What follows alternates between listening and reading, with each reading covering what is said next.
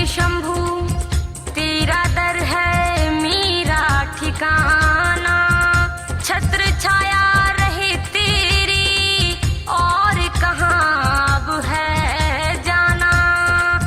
जपू शंभू ही शंभू मैं, रटू शंभू ही शंभू मैं, चढ़ा रंग तेरी भक्ति का कहूँ शंभू ही शंभू मैं।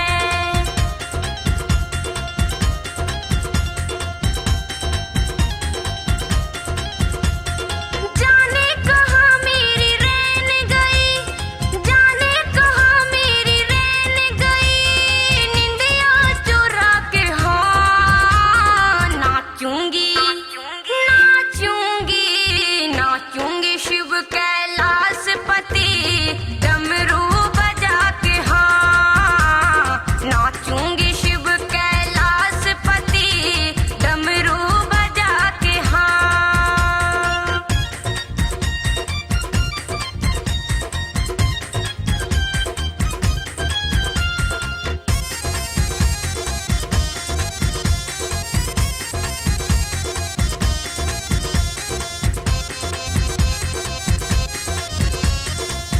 तीन लोक के स्वामी महिमा अपरंपार तेरी, कण कण में रहे वास तेरा, यही है इच्छा मेरी।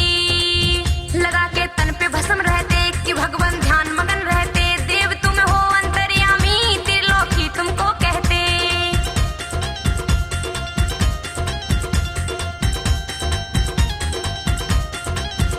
रखूंगी बम लहरी कैलाश को, रखूंगी बम लहरी कैलाश को, हरदम सजा के हाँ नाचूंगी नाचूंगी नाचूंगी शिव कैलाश पति डमरू बजा के हाँ नाचूंगी शिव कैलाश पति डमरू बजा के हाँ।